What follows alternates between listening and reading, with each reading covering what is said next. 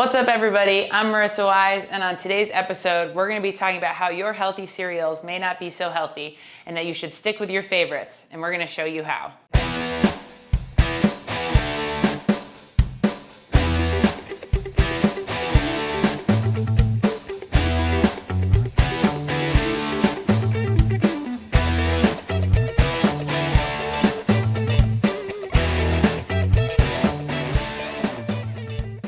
So let's get started. We've already weighed out the recommended serving size on the labels for the Cheerios and the Catalina snacks. The serving size on our Honey Nut Cheerios is 37 grams compared to 26 grams of our Catalina Crunch.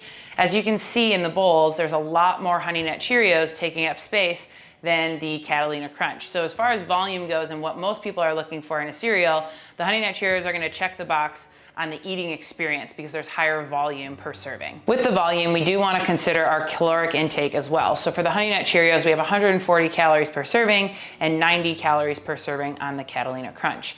However, with an only 90 calorie increase with the Honey Nut Cheerios, you are getting a substantial more in that serving. So for most of you, it's going to be worth that 50 calorie increase and accounting for that, so you can have the Honey Nut Cheerios rather than the Crunch. Now, when it comes to cereal, most of us are pouring a full bowl. So we did experiment with that, filling these cereal bowls up to the top to see how many servings it would take of each cereal to almost fill our bowls. Starting with the Cheerios, to fill our bowl was 2 servings, which is 74 grams by weight and 280 calories. So it's a lot of cereal for only the 280 calories. On the other hand, our Catalina Crunch took 5 servings to fill the bowl, which is 120 grams by weight and 450 calories. Those of you out there trying to manage your calorie intake, you're not going to be able to have a full bowl of Catalina Crunch or health cereals like it without going over on your calorie intake. As you can see per volume that the Honey Nut Cheerios are going to be a better option for you.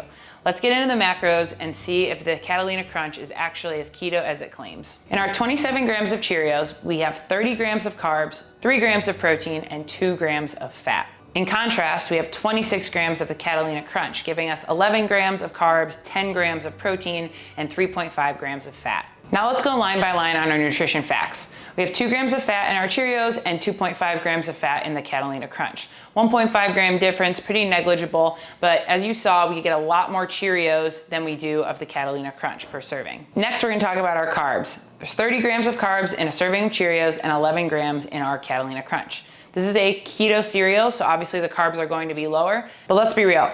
No one's eating this serving size of cereal and is satisfied. You're gonna fill the bowl up, which is gonna end up with 55 grams of carbs.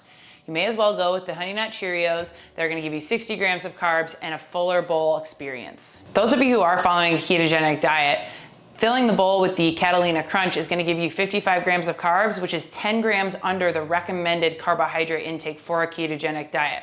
It's obviously gonna vary from person to person, but with the recommended intake being 35 grams of carbs and then 25 grams of net carbs if you adhere to the net carb logic, this is gonna basically put you out of ketosis for the day if you have any other food intake that has carbs. Now that we've talked about our carbohydrates, let's talk about protein. We have 3 grams of protein in our Honey Nut Cheerios and 10 grams of protein in the Catalina Crunch. And while that 10 grams is great, the serving size is still super small, and most of us aren't eating cereal for our protein intake. We're eating it for the carbohydrates, for the sweetness, for the crunch. If you are looking to boost your protein intake with your cereal, we do have a solve for you. You can use protein powder, shake it up with water, and add it to your cereal to increase the protein at that meal. You could also use regular milk as opposed to like almond, coconut, or hemp that don't have as much protein, but using a dairy-based milk will increase the protein intake if you use one of those with your cereal. Now that we've talked about our macronutrients, let's talk about the ingredients. In our Catalina Crunch, we have supposed healthier ingredients. Both are coming out of a box, so both are processed on some level.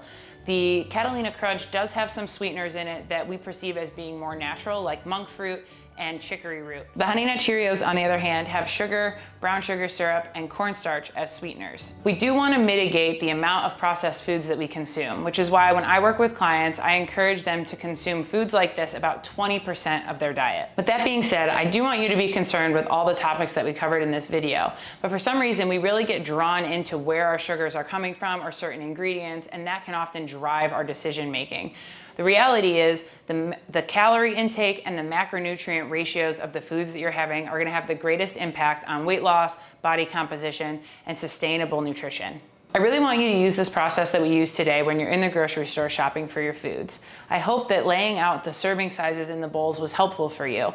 Doing this while you're shopping can be really helpful in making good choices. When you look at the Catalina Crunch in the store and you realize it's 26 grams per serving, you can envision what that's gonna look like in a bowl and either multiply that out knowing that you're gonna eat more than one serving, or look at the alternative cereals. Maybe your favorite cereal fits perfectly with your macros, but you haven't been choosing it because it doesn't look healthy to you or the front label doesn't match what you're seeing for something like Catalina Crunch. You don't always need to pick a healthy alternative.